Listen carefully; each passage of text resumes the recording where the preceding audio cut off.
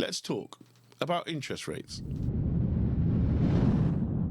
So, in its most basic form, interest rates are set by the Bank of England. More specifically, they are decided by the Monetary Policy Committee of the Bank of England. They meet every 6 weeks. They don't change the interest rate every time they meet, but they could by a majority vote. Now, the Bank of England interest rate, also known as the base rate, is a tool that the bank uses to control the economy. Actually, inflation. Although the Bank of England is independent of the government, it's the government that tells the Bank of England where to keep inflation, currently at 2%.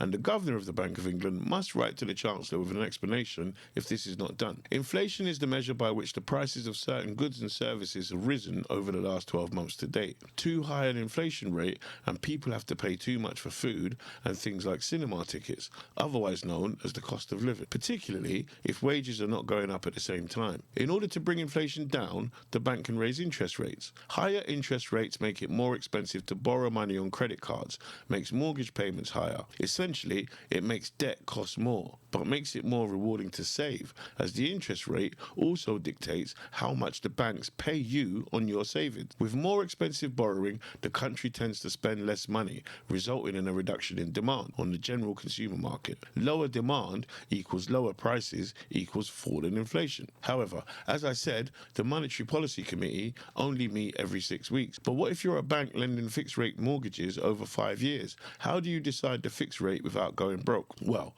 for starters, the banks have to charge more than the Bank of England base rate on their mortgages, because the Bank of England base rate is also the rate at which banks borrow money. So in order to make a profit, they need to charge more. Back to predicting the future.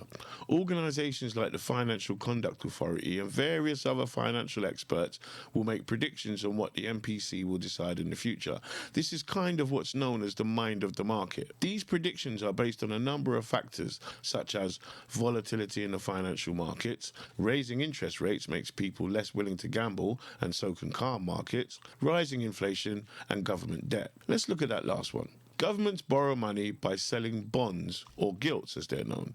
These can be bought and traded on the gilts market. However, if the government borrows lots of money and puts lots of gilts on the market, then people tend to buy those rather than invest privately, because government debt is a reasonably safe bet, as governments can increase taxes to pay them off. In response to increased gilts, the private sector will increase the amount of interest it pays out on its investments in order to attract people away from government bonds.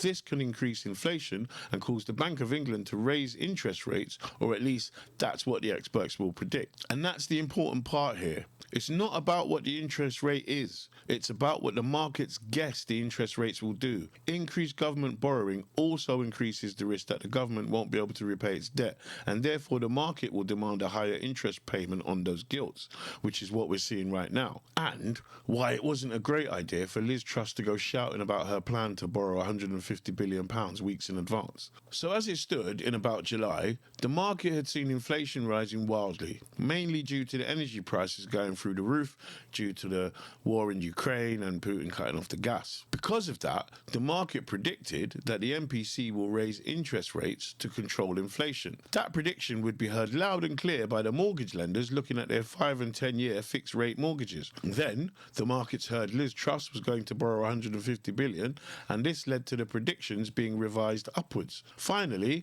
the Chancellor presented a budget with high borrowing and tax cuts and no OBR report, and without stating over what term the government would repay its debt. This further development was the last straw for the market, and they revised their predictions upwards once again. So far upwards, in fact, that the mortgage lenders saw that their fixed rate mortgages would start making a loss, so they pulled them from the market. Remember, the Bank of England interest rate hasn't changed. This is all based on predictions, basically educated guesses. So the reason why mortgages have gotten so expensive all of a sudden is because the market thinks, with everything going on, that the Bank of England will continue to raise interest rates over the next few years. The mortgage lenders selling loans based on the future are adjusting their prices accordingly today. This is why the things people in government say and do are so important, because the wrong phrase or lack of phrase may cause some expert to predict a rise in interest rates and cost real people real money. Because the long and short of it is, financial markets are just gambling houses